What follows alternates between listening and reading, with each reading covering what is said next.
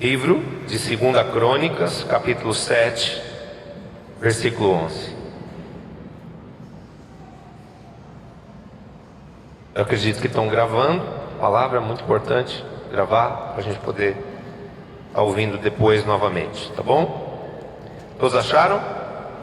Aliança do Senhor com Salomão. Assim Salomão acabou a casa do Senhor e a casa do rei. Tudo quanto Salomão intentou fazer na casa do Senhor e na sua casa, prosperamente o efetuou. De noite apareceu o Senhor a Salomão e lhe disse: ouvi a tua oração e escolhi para mim este lugar para a casa de sacrifício. Se eu cerrar os céus, de modo que não haja chuva, ou se ordenar aos gafanhotos que consumam a terra, ou se enviar a peste entre o meu povo, se o meu povo, que se chama pelo meu nome, se humilhar e orar e me buscar e se converter dos seus maus caminhos, então eu ouvirei dos céus, perdoarei os seus pecados e sararei a sua terra. Estarão abertos os meus olhos e atentos os meus ouvidos à oração que se fizer neste lugar, porque escolhi e santifiquei esta casa para que nela esteja o meu nome perpetuamente. Nela estarão fixos os meus olhos e o meu coração todos os dias. Quanto a ti, se andares diante de mim, como andou Davi teu pai, e fizeres segundo tudo o que te ordenei, e guardares os meus estatutos e os meus juízos, também confirmarei o trono do teu reino, segundo a aliança que fiz com Davi teu pai, dizendo: não faltará sucessor que domine em Israel. Porém, se vós vos desviardes e deixardes os meus estatutos e os meus mandamentos que vos prescrevi, e fordes e servirdes a outros deuses e os adorardes, então vos arrancarei da minha terra que vos dei, e esta casa que santifiquei ao meu nome lançarei longe da minha presença, e a tornarei em provérbio e motejo entre todos os povos. Desta casa agora tão exaltada, todo aquele que por ela passar pasmará e dirá: por que procedeu o Senhor assim para com esta casa e para com esta terra? Responder-se-lhe-á: porque deixaram o Senhor, o Deus de seus pais, que os tirou da terra do Egito, e se apegaram a outros deuses e os adoraram e os serviram. Por isso trouxe sobre eles todo este mal. Graças nós te damos, Senhor, pela sua santa palavra. Queridos, nós iniciamos debaixo de um decreto profético este ano de 2016 que veio desde Sião, desde Jerusalém. O Senhor declarou que esse seria um ano de reforma nas nossas vidas. Esse seria um ano onde o Senhor estaria mudando a nossa vida e mudando para melhor. Eu disse aqui nos primeiros cultos do ano, pregando sobre o tema reforma, que nós nunca devemos temer as mudanças feitas por Deus na nossa vida, porque elas são sempre para melhor. Amém? Tudo que Deus faz, Ele faz para o nosso bem. A Bíblia diz que todas as coisas cooperam para o bem daqueles que amam a Deus. Então, quando Deus está falando de mudança, quando Deus está propondo mudança, é porque essa mudança é necessária e essa mudança será benéfica. Essa mudança é a visão de um pai que nos ama, dizendo: os meus filhos precisam mudar, os meus filhos precisam entender e receber aquilo que de maior e de melhor eu tenho preparado para eles. E se nós formos atentos a essa fala do Senhor, se nós conseguirmos com uma sensibilidade também vinda dele, perscrutar o coração de Deus e reconhecê-lo como este Deus de amor, que cuida de nós, que projeta o nosso futuro, que deseja fazer a nossa vida melhor, buscando a face dele, nós vamos realmente viver essas transformações e nós vamos ver as circunstâncias todas, não só da nossa própria vida, mas da vida das outras pessoas ao nosso redor sendo transformada pela presença, pela manifestação e pelo poder de Deus. Amém? Então o que a gente deve fazer nesse ano? Nós devemos nos abrir para aquilo que Deus quer fazer. Nós devemos entender que Deus tem algo maior e melhor para nós, na nossa vida espiritual, na nossa vida familiar, no nosso ministério, nos nossos projetos a nível secular. Deus deseja que os seus filhos sejam felizes. Deus deseja que os seus filhos tenham sucesso. Deus deseja que os seus filhos estejam na sua presença e sejam gratos, sejam adoradores, que tenham júbilo nos lábios, alegria no coração, não só por terem a Deus, mas por terem sobre a sua vida manifesta a graça de Deus. Deus não só quer que você se alegre nele pela alegria que ele traz ao seu espírito, mesmo quando você não tem nada, mesmo quando as coisas estão muito difíceis, mesmo quando você está passando por uma luta, por uma prova muito grande, nós podemos receber paz no nosso espírito, nós podemos sentir a presença de Deus conosco, nós podemos sentir que ele é o motivo de nós nos alegrarmos, e não as circunstâncias ao redor da nossa vida. Mas Deus quer nos levar além dessa situação de prova, onde devemos ser agradecidos por todas as coisas, tanto as boas quanto aquelas que não são tão boas, tanto pelas situações favoráveis como pelas situações muito difíceis, de lutas, de provas, pelas quais nós precisamos passar para podermos adentrar o reino de Deus. O Evangelho não é uma proposta só de benesses. O Evangelho envolve sofrimento. O Evangelho envolve renúncia. O Evangelho em alguns momentos envolve suportarmos a dor. E muitas vezes as pessoas têm um pensamento equivocado a respeito disso, achando que viver com Jesus é viver sem problemas, é viver sem lutas, é viver sem dificuldades. O Evangelho não é isso. O Evangelho é nós amarmos a Ele, o Evangelho é nós nos apegarmos a Ele e sabermos que se nosso espírito estiver unido ao dele, se nós estivermos firmes na promessa dele, buscando a sua face, adorando e servindo a Ele, realmente todas as circunstâncias da nossa vida vão ser transformadas e transformadas para a nossa paz, para a nossa alegria, para o nosso sucesso, para que a gente possa se lembrar dos sofrimentos do tempo presente, como diz o livro de Jó, apenas como águas que se passaram. É justamente nos momentos que você está vivendo lutas, provas, dificuldades, que você precisa se agarrar a Deus, que você precisa buscar a face dele e pedir ajuda a ele, para que nessa hora, ao invés da sua fé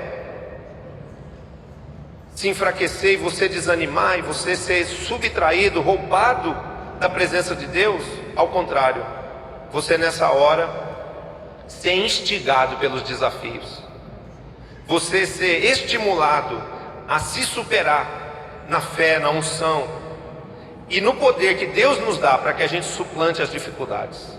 Amém? Eu sou uma pessoa assim. Deus forjou isso em mim. Deus trabalhou isso na minha vida espiritual, no meu caráter. As dificuldades, as provas, os impossíveis, as coisas grandes demais, elas me instigam, elas me desafiam a exercitar a minha fé, a superar aquele problema, a fazer com que aquilo que todo mundo está dizendo que não dá para fazer, eu provo que dá, mas não para a minha glória, mas para a glória do Senhor, porque a Bíblia diz que tudo é possível àquele que crê. Amém? Então o que nós temos que fortalecer nessa vida, para sermos pessoas que vivem em paz, que vivem a vida prometida por Deus, que é uma vida plena, que vivem uma vida vitoriosa? Nós precisamos nos apegar a Deus e buscarmos a Ele e servirmos a Ele com todo o nosso coração. numa entrega total, aprendendo a agradecer na dificuldade, aprendendo a obedecer quando a gente recebe um comando que na verdade a nossa alma não concorda, o nosso coração está lá resistindo, aprendendo a compartilhar quando parece que para nós mesmos as coisas estão faltando. Existe um princípio bíblico que é: dê da sua pobreza. Os momentos que Deus mais vai se alegrar de ver você ofertando, você abençoando alguém, é no momento da sua dificuldade, porque a coisa mais simples e mais fácil que tem, que até massageia o ego do homem, é o homem dar quando ele tem muito.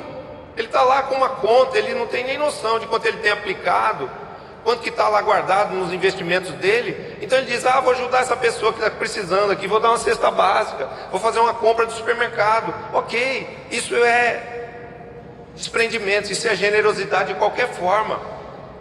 Mas Deus sempre mede o nosso nível de entrega, o nosso nível de sacrifício, por aquilo que a oferta, o compartilhar, o dizer amém, quando se queria dizer não estou fora dessa, o quanto isso nos custa.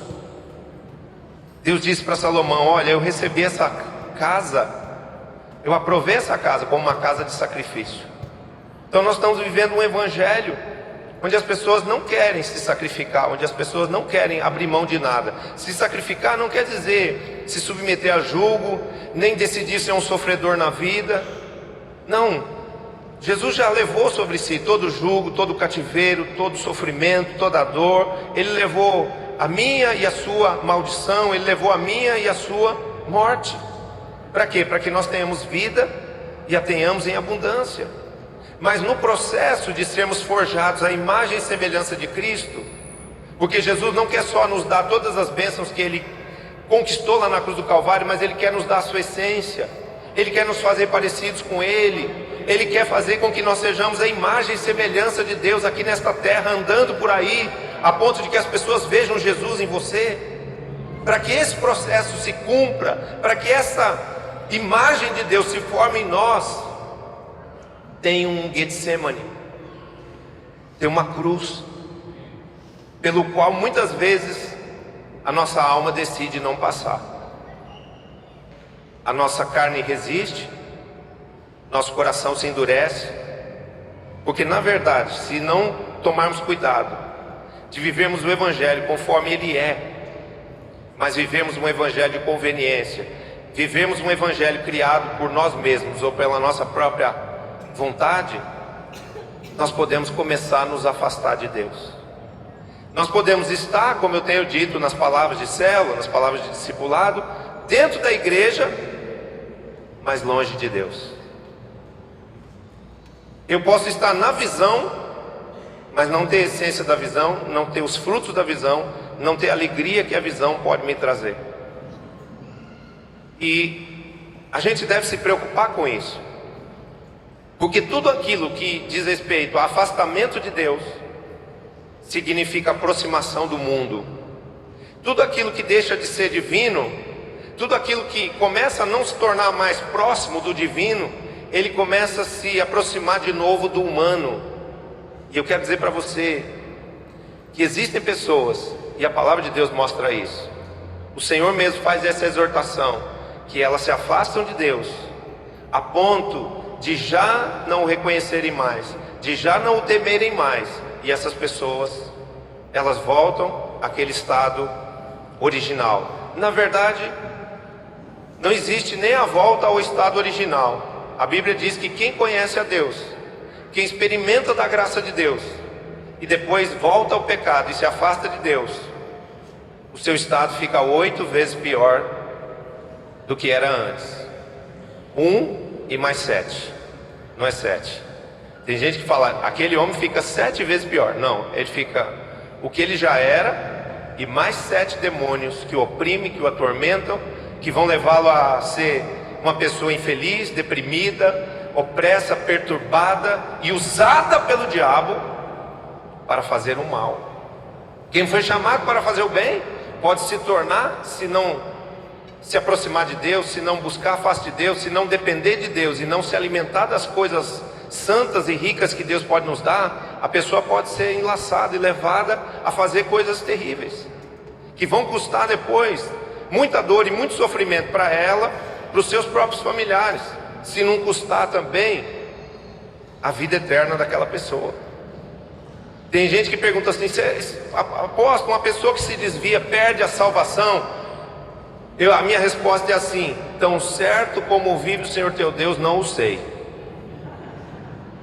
Mas eu não quero pagar para ver, e não estou interessado em querer descobrir isso. Eu prefiro ficar no temor, eu prefiro ficar na presença de Deus, porque a Bíblia diz que o inferno é um lugar horrível, onde existe dores, gemidos, sofrimento e ranger de dentes. Amém? É o lugar que a Bíblia descreve como o lugar onde a chama nunca se apaga e o verme nunca morre. Eu quero distância desse lugar. Eu quero distância desse lugar. E nós temos essa consciência. Nós tememos esse lugar. Representa temor de Deus. Porque hoje muitos cristãos estão vivendo de uma forma racional, religiosa, humanista, onde o evangelho é permissivo, onde tudo pode, onde nem tudo é pecado. E nós precisamos entender que nós fomos chamados para sermos a igreja santa, sem ruga, sem mácula, sem defeito e gloriosa, que se chama a noiva do Cordeiro, mas que no capítulo 21 de Apocalipse é chamada de a esposa do Cordeiro, ou seja, é aquela que vai receber não só o amém aqui na terra, mas vai receber também o amém do céu para se casar com o Cordeiro, amém? Para viver com ele na eternidade. Você quer dar um aplauso a Jesus por isso?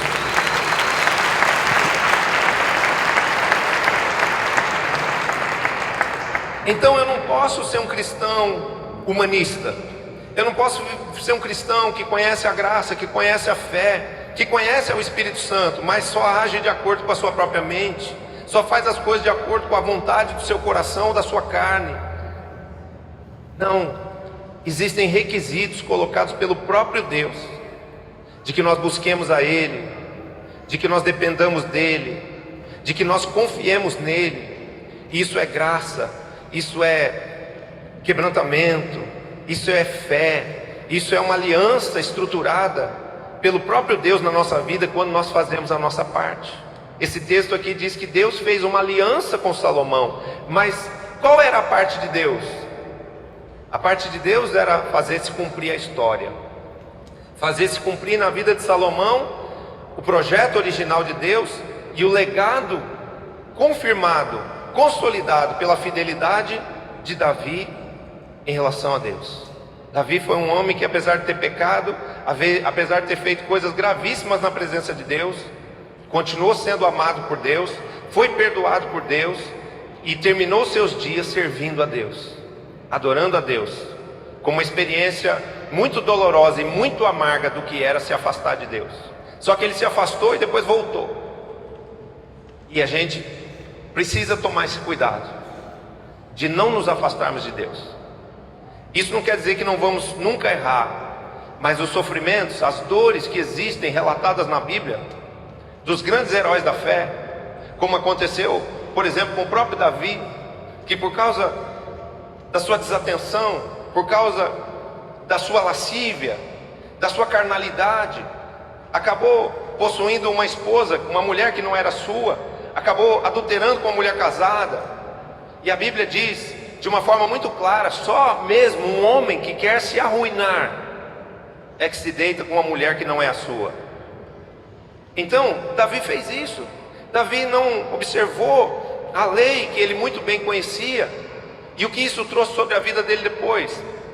Uma derrocada num abismo de pecado, onde além de tomar uma mulher que não era sua, adulterando, Davi entrou num processo de fazer coisas ocultas, mentir, tramar a morte daquele homem que era o marido dessa mulher, para poder depois encobrir o seu erro e também se casar com aquela mulher, tomar ela por esposa, apesar de ele ter tantas outras esposas.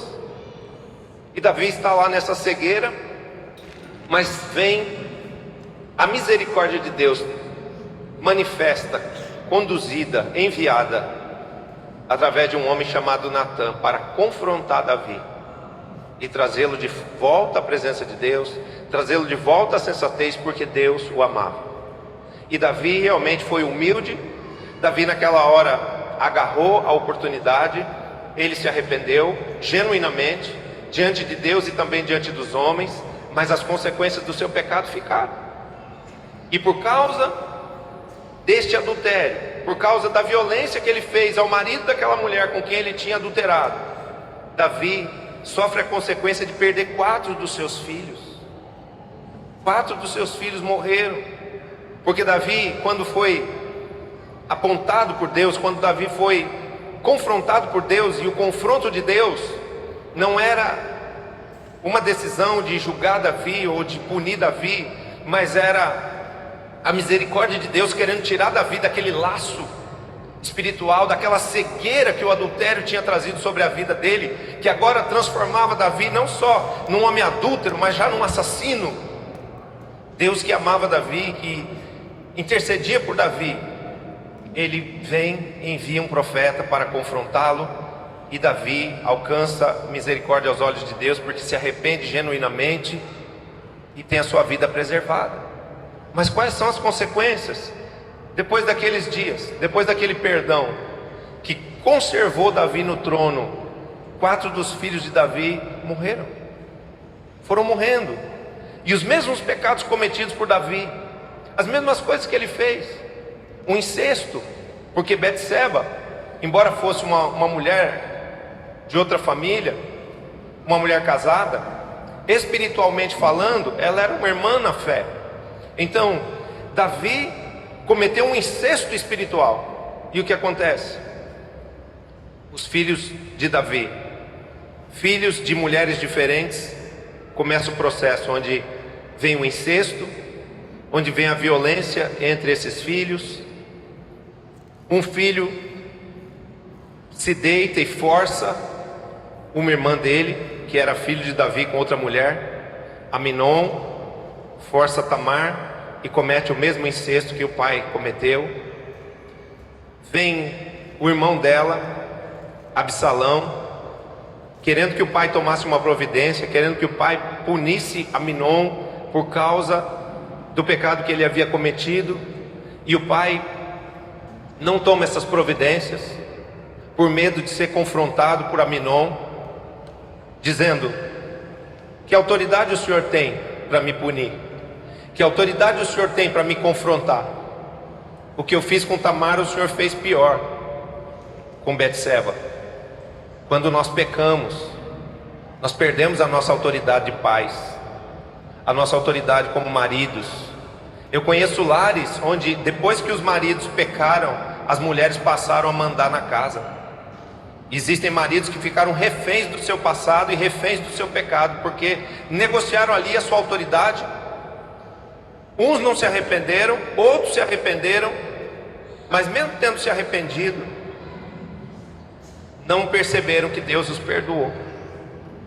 E porque não conseguiram se apropriar do perdão de Deus, não conseguiram também retomar sua autoridade.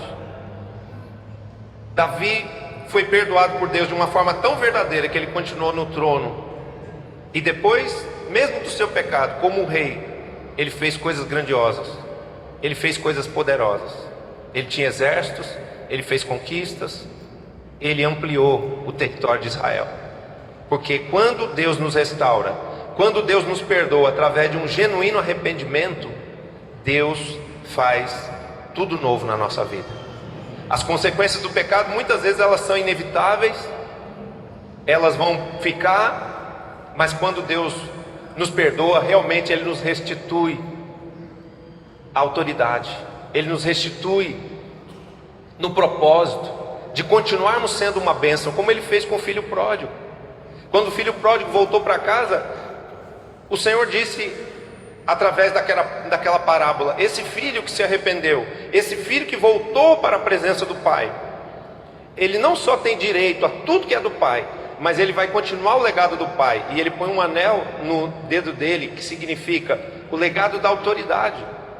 Depois de mim, você governa. Na minha ausência, você cuida dos seus irmãos e de toda a fazenda. Amém? Então, nós precisamos nos preocupar em não deixarmos que esse mundo tão cheio de pecados, esse mundo tão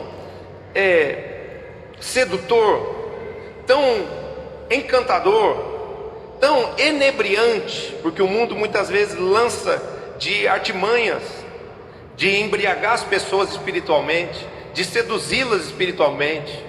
As jovens na igreja que estão indo numa trajetória de realmente conhecendo ao Senhor, viver o processo de santificação, e por esse processo de santificação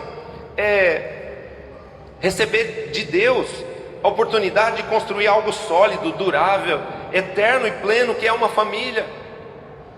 Mas no contato com o mundo se deixam seduzir, negociam a sua santidade, enveredam pelo caminho de agradar o coração carente, e se entregam a qualquer proposta de paixão, de amor. Eu te amo, você vai ver que eu posso te amar mesmo você sendo uma menina cristã. Só que aquele amor é efêmero. Aquele amor é só a busca de um prazer momentâneo, é só o suprir de uma carência que a outra pessoa também tem. E quando vê, aquela pessoa já está enlaçada, o pecado já concebeu, aquela pessoa já não tem mais aquele mesmo desejo de estar na presença de Deus, porque ela se sente culpada, acusada, já não reconhece mais o líder, já não reconhece mais seus irmãos na fé. E pessoas dessa forma são tragadas, são tiradas do corpo. E eu quero dizer para você, é preciso permanecer em santidade, não só ligados a Deus pela santidade, mas é preciso permanecer no corpo, porque fora do corpo não circula o sangue de Jesus. Não pense que as pessoas do mundo pecam mais do que nós. Elas pecam mais do que nós, lógico, porque elas não têm consciência do pecado, mas nós somos pecadores também. E o que nos purifica de dia em dia é o fato de nós estarmos na presença de Deus, de nós sermos renovados no arrependimento, na sensibilidade espiritual para nos arrepender quando nós pecamos. Só que isso é uma coisa que está ligada ao corpo, ao estarmos no corpo, estarmos na presença de Deus, estarmos com o nosso coração ligado em Deus, mas também estarmos no corpo, porque no corpo circula o sangue. Porque uma mão, se for cortada, necrosa, morre, porque para de circular nela o sangue. E quando alguém é tirado do corpo, essa pessoa começa instantaneamente num processo de morte espiritual. A sua fé desvanece, o seu temor diminui, a sua sensibilidade espiritual se perde, o coração começa a ficar endurecido.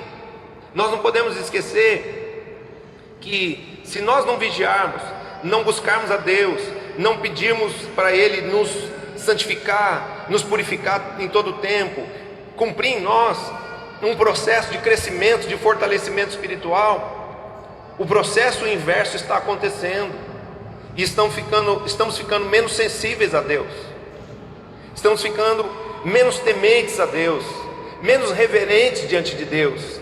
O coração de quem se distancia de Deus começa a ficar endurecido pela incredulidade. A pessoa recebe a promessa, não teme. A pessoa escuta uma promessa, não toma posse porque não consegue acreditar naquilo. Isso é o apóstolo Fábio que está falando. Mas você não veio à igreja para escutar o apóstolo Fábio. Você veio à igreja para escutar o Espírito de Deus falar com você. Então, como você pode vir para um propósito, mas chegar aqui e achar que é o homem que está falando? É porque já está existindo um déficit na sua fé. E esse déficit na sua fé, ele é corrigido com busca.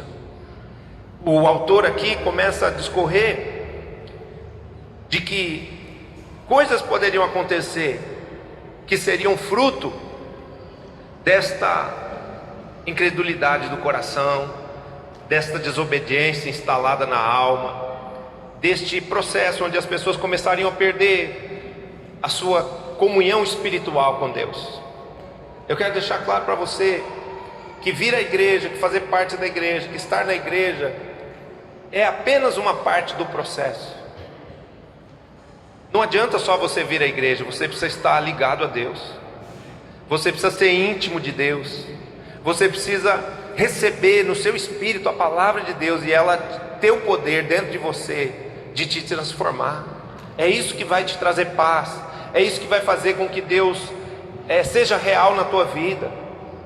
É isso que vai te manter firme na presença de Deus e num lugar de vida que é seguro. A presença de Deus é um lugar seguro. Então, o que nós precisamos fazer? Nós precisamos atender essa chamada de Deus para buscarmos a face dele, para queremos cada dia mais de Deus, como cantou essa música, que foi eu que pedi para o pastor Benito tocar hoje. Essa música é uma música antiga, que tem tudo a ver com esse momento que a gente está vivendo na igreja brasileira hoje, que é: necessito do teu Espírito em mim. Eu necessito do teu Espírito em mim. O apóstolo René, há um tempo atrás, ministrou uma palavra que diz: a visão é inquestionável, ela tem uma unção de crescimento e de multiplicação, os ministérios estão crescendo, os templos estão cheios, mas nós precisamos tomar cuidado para não termos templos cheios de gente e vazios de Deus. Porque o que adianta sermos uma multidão, mas uma multidão que não se relaciona com Deus, uma multidão que se pega, que se alfineta, que vive em contendas, divisões e facções, que cada um faz aquilo que quer, aquilo que acha mais certo, não se submetendo à direção do Espírito, não sendo sensível à voz do Espírito para atender a comandos. Não adianta nós sermos uma multidão, mas uma multidão onde cada um fala uma língua. A multidão dos filhos de Deus, dos descendentes de Noé, que estavam construindo uma torre, a Torre de Babel, era uma multidão. E fizeram uma torre tão poderosa que chamou a atenção de Deus. Deus desceu para ver que torre era aquela, que propósito tão grandioso era aquele. Eles disseram: vamos fazer uma torre, e essa torre vai tocar o céu. E tocou mesmo, porque aquela torre incomodou a Deus. Aquela torre disse: eles estão fazendo uma coisa muito forte lá, vamos lá ver aquilo. E Deus, no seu espírito de ciência, de presciência e de zelo, ele vem para ver a torre. E quando ele vem ver a torre, ele percebe o quê? Que a torre não era para a glória dele, não era uma edificação para o reino de Deus, era uma edificação para o reino do homem. O objetivo da Torre de Babel era mostrar poder. O objetivo da Torre de Babel era um sinal de opulência, era uma demonstração de força, porque todo povo que conseguia construir uma torre, quanto mais alta essa torre fosse, mais poderoso aquele povo significava ser. Então, quando vinha um inimigo lá de longe, dizia: olha o tamanho da torre que eles têm. Se eles têm uma torre desse tamanho, ali existe um povo muito forte, existe um povo muito unido, existe um povo muito armado, e se nós entrarmos nesse território, nós vamos ser tragados e despojados por eles. Então, aquilo metia medo. Mas nós precisamos entender isso, que a nossa chamada em Cristo hoje não é edificarmos o nosso reino, a nossa torre. Hoje nós somos chamados em Deus para, através da nossa vida de amor, de fé, de unidade no Espírito, nós glorificarmos o nome daquele que era, que é e que há de vir. Amém? O Senhor Jesus Cristo. Então tudo que nós fizermos, não devemos fazer para a nossa própria glória, não devemos fazer construindo um reino próprio. O meu ministério, a minha célula, a minha geração, a minha rede, os meus discípulos. Queridos, nada é nosso. Se Jesus nos chamar hoje, nós vamos para junto dele e tudo fica aqui. Então nós não somos nada, não somos donos de nada, somos administradores das coisas que Deus confiou nas nossas mãos, porque Ele nos ama e Ele confia em nós. Você pode aplaudir Jesus por isso?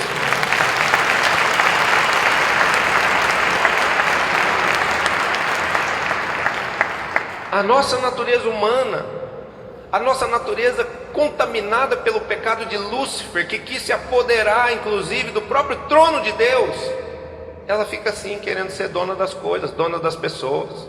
A gente quer comandar a vida de todo mundo, a gente quer mandar na vida dos discípulos, a gente quer construir uma coisa que nos deixe em paz, nos deixe seguro, mas a gente se esquece que a gente está num propósito que é maior, que é glorificar Deus, que é fazer parte de um ministério, e que não é só fazer parte de um ministério chamado El Shaddai, é fazer parte de um reino que é muito maior do que os limites de um pequeno ministério local. Às vezes eu tenho que explicar para as pessoas, queridos, eu não sou só o pastor da El Shaddai. Deus me levantou para ser um apóstolo de muitos pastores, o líder de muitos pastores. Deus entregou uma regional nas minhas mãos, Deus entregou um apostolado nas minhas mãos, onde muitos pastores olham para mim como referência, e eu preciso amá-los, eu preciso interceder por eles, eu preciso cuidar deles, eu preciso ministrá-los. Então, nós precisamos que a nossa visão espiritual se abra, e nós percebamos que mais do que as nossas vontades individualistas, egoístas, egocêntricas, às vezes materialistas, porque tem gente que parece que só se relaciona com Jesus porque Jesus fez ele prosperar. A gente precisa deixar tudo isso e voltar a entender que o nosso maior bem, que o nosso maior tesouro é a nossa vida com Ele, é a nossa vida na presença dEle, e nós voltarmos a fazer as coisas na dependência de Deus, nós voltarmos à intimidade de Deus, porque Ele nos está chamando para isso. Amém? Nesse ano da reforma, do ponto de vista de um princípio de cobertura espiritual, o M12 não é uma denominação, o M12 não é mais uma religião, o M12 é um grupo de pessoas que recebeu uma revelação de Deus, a revelação das células no modelo dos 12. Esse grupo de pessoas tem uma liderança na terra, e essa liderança é o apóstolo René Terranova. E o apóstolo René Terranova, nesse ano, entrou com essa preocupação de fazer um jejum de 90 dias. E ele esparramou isso para todas as igrejas da visão. Todos os discípulos dele, dos estados, né? Existem igrejas da visão em todos os estados brasileiros. Ele colocou isso na internet, ele colocou isso no site do MI. Ele proclamou isso como um chamado, uma convocação para todas as lideranças da visão. E eu, desde o começo do ano, orando, jejuando, buscando a Deus, fiquei muito em crise, porque eu não me sentia pronto, liberado para entrar nesse jejum. E até fiquei assim, puxa vida, todo mundo está fazendo um jejum, todo mundo vai entrar junto no jejum, e a gente não. E foi passando o tempo, eu fui meditando sobre aquilo. Em alguns momentos me sentia desobediente. Puxa vida, não deixa ninguém ver aí a gente comendo carne na churrascaria. Fui fazer um discipulado lá na Baixada, falei, por favor, não postem nada nas redes sociais aí, porque senão a gente já vai ser alvo de críticas, a gente já vai ser taxado de infiel, de traidor do propósito. Mas não adianta, a gente não pode fazer as coisas porque alguém falou, a gente precisa fazer uma coisa porque o Espírito Santo confirmou aquilo dentro de nós. E eu não tinha paz de que eu devia fazer aquele jejum daquela forma, até porque eu acho que se eu liberasse aquele jejum, eu convocasse a igreja para aquele jejum naquele momento, dia 18 de janeiro, isso em vez de fazer bem, ia fazer mal. Tinha muita gente viajando. É um jejum para todo o corpo. O propósito é para todo o corpo. Por quê? Porque todos nós precisamos buscar a Deus de forma espiritual. Todos nós estamos precisando nesse momento buscar a Deus da forma como Ele quer ser buscado. Amém? Não é a gente buscar a Deus da forma como a gente acha, da forma como é mais fácil para nós, da forma como é mais cômodo, mas é nós buscarmos a Deus da forma como Deus quer ser buscado. E como Deus quer ser buscado? Ele quer ser buscado numa característica, numa postura de fé, e numa postura de realmente dependência dele, como ele mostra aqui nesse texto de 2 Crônicas 7,14. Uma das coisas que nos ajuda a sermos curados de uma doença é irmos ao médico e, diante de um diagnóstico, não nos desesperarmos, mas tomarmos a consciência de que temos um problema e precisamos tomar uma atitude de tratamento, de mudança de hábitos, de combate àquele mal que está presente na nossa vida. Primeiro coisa que precisa acontecer quando uma pessoa está lutando com uma situação e ela já tentou de tudo e ela não consegue resolver, ela precisa se conscientizar de que ela não é suficiente sozinha para resolver aquele problema, e ela precisa pedir ajuda do cônjuge, ajuda da família, ajuda do pastor, porque muitas vezes a gente fica lá num processo de isolamento, de orgulho, lutando com alguma coisa, ou não querendo reconhecer um problema, uma dificuldade, uma limitação, um erro que cometeu, que levou àquela situação, e a gente fica querendo encobrir o nosso erro, como fez Davi. E quando a gente quer encobrir o erro, a situação só vai piorando. Quando Davi ficou tentando encobrir o adultério que ele tinha cometido, a coisa foi piorando, porque tudo que ele foi projetando foi dando errado, e ele chegou a um nível de desespero onde ele mandou matar o marido da mulher para poder tentar encobrir o erro. Um ato para um homem de Deus, para uma pessoa de Deus, totalmente insana, totalmente descabida. Mas são as derrocadas, são os abismos que são gerados quando a gente não toma a decisão nos primeiros tropeços, quando a gente não para o processo nos primeiros sintomas. E nós precisamos, eu falo da igreja como um todo, é a igreja do Brasil, é a igreja da visão, é a igreja El Shaddai. Nós precisamos buscar a face de Deus. Não é por causa da igreja, não é por causa dos propósitos da igreja só. Cada um de nós precisa buscar a face de Deus como Ele quer ser buscado, de uma forma pessoal. O Senhor diz aqui, se o meu povo... Não, primeiro fala no 13, deixa eu ler o 13 para você. Ele diz assim: se eu cerrar os céus, de modo que não haja chuva, ou se ordenar aos gafanhotos que consumam a terra, ou se enviar a peste entre o meu povo, se o meu povo, que se chama pelo meu nome, se humilhar e orar e me buscar e se converter dos seus maus caminhos, então eu ouvirei dos céus, perdoarei os seus pecados e sararei a sua terra. Preste atenção. O Senhor está dizendo assim: se eu cerrar os céus de modo que não haja chuva, isso aqui não é só a chuva física. O significado disso aqui é que determinados comportamentos nossos, pecados que cometemos às vezes, posturas de vida que adotamos, atitudes que são consideradas por Deus desagradáveis, mas que se tornam na nossa vida um hábito, uma coisa crônica lá, um pecado crônico. Eu falei outro dia para a equipe de 12, eu falei, não adianta, gente. A gente muitas vezes fica iludido pensando que todo mundo na igreja é santo, todo mundo é fiel, todo mundo faz as coisas. Tem gente na igreja que vive uma vida dupla, vive uma vida adúltera, vive uma vida paralela, cheia de mentiras. Em casa é uma coisa, lá fora é outra. A gente pensa, todas as pessoas da igreja, com essa massa de informação, com esse trabalho todo de ensino que a igreja El Shaddai faz, todos são dizimistas. Não são. Tem gente que tem o coração endurecido e apegado ao dinheiro de uma forma tal, que vive dentro da igreja, mas nunca se converteu ao princípio de dar a Deus o que pertence a Deus.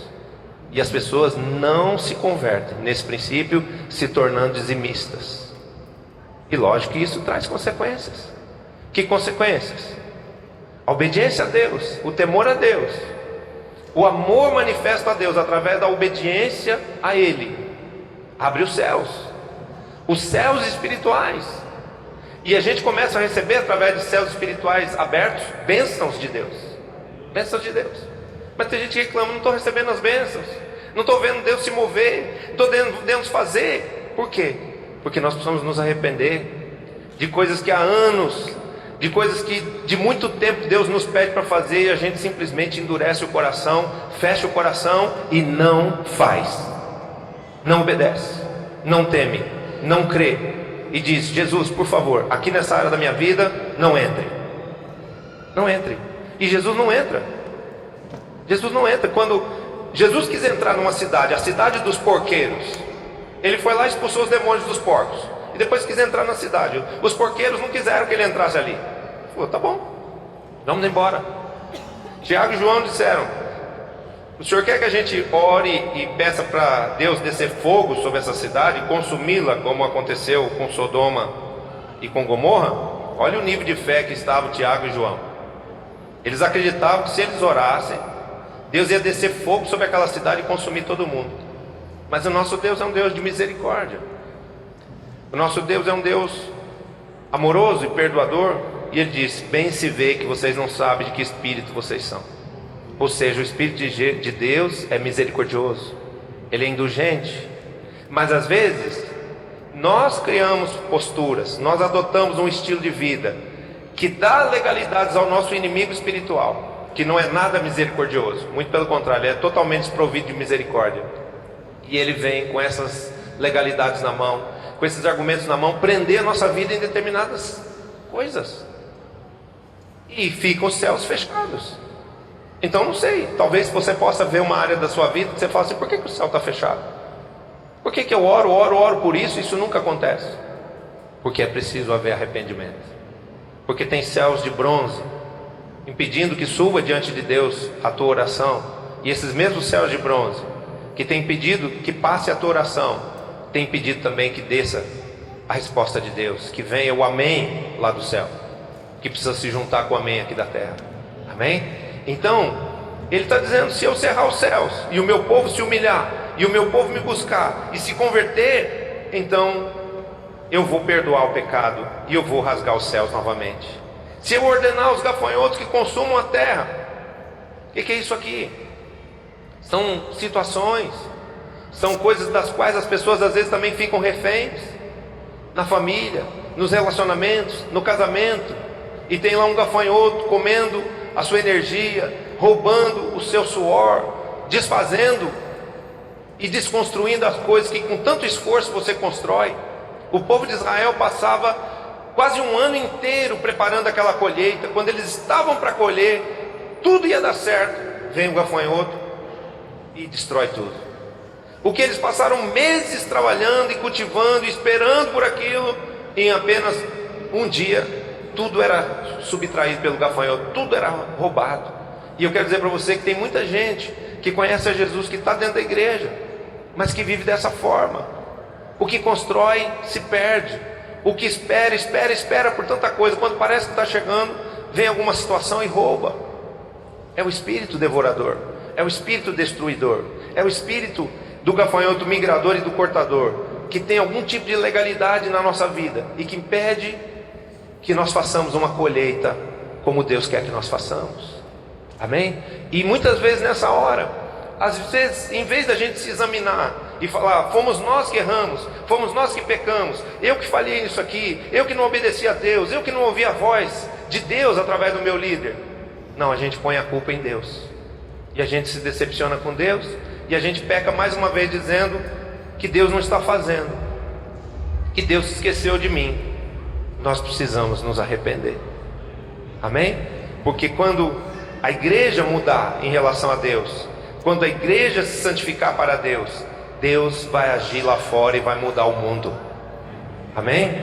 Deus está esperando ver uma mudança aqui dentro, para Ele ganhar liberdade para fazer a mudança que Ele quer fazer lá fora. Amém? Ele diz assim: e se eu enviar a peste entre o meu povo, né? Isso fala de maldições, isso fala de doenças, de enfermidades, de espíritos opressores, que muitas vezes se infiltram na nossa vida, se infiltram na nossa família, e estão ali configurados como um espírito maligno, uma praga, uma peste, que existe numa família de um pai que bebe, Tem famílias de cristãos onde o pai é uma bênção, onde o pai tem um coração bom, ele é um homem de Deus, mas ele é alcoólatra. Tem um filho que é uma joia preciosa, aquele filho que a mãe buscou, que a mãe desejou, que a mãe cuidou com todo amor, mas ele enveredou pelo coração das drogas, e o coração desse filho está roubado lá fora, e aquela família sofre, aquela mãe chora, e aquele pai se sente impotente diante daquela situação daquele filho. Isso é a praga, isso é a peste, isso é a maldição. Mas qual é a promessa? Se o meu povo, o povo que se chama pelo meu nome, se humilhar, esse se humilhar aqui, ele pode ser entendido como se arrepender, isso com jejum, isso com contrição na minha presença. Se o meu povo se humilhar e se arrepender e buscar a minha face, orando, eu vou ouvir dos céus.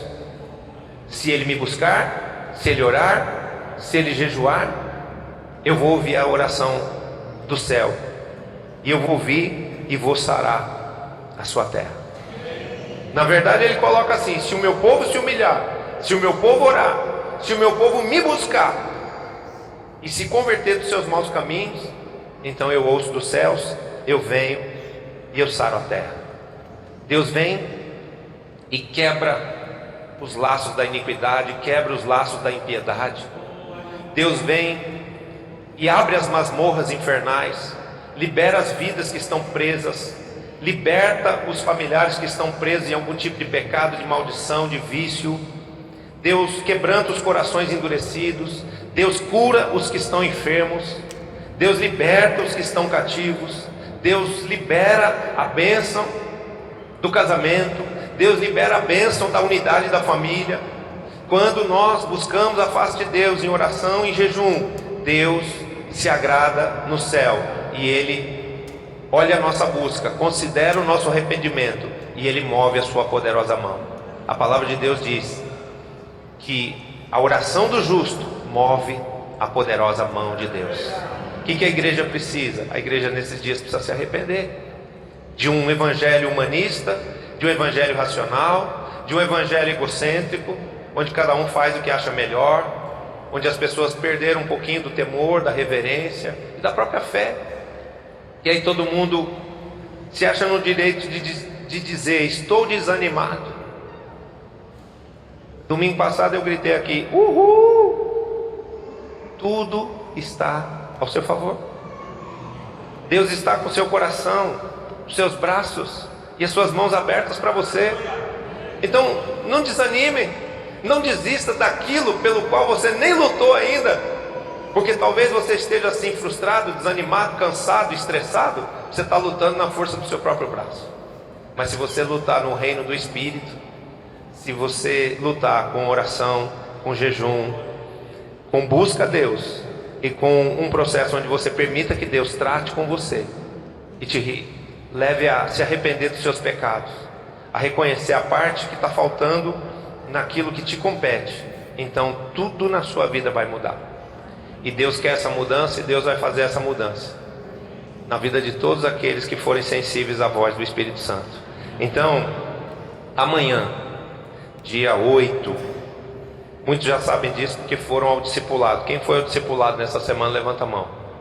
Amanhã, dia 8, nós vamos começar o primeiro jejum. Serão 3 jejuns que nós vamos fazer.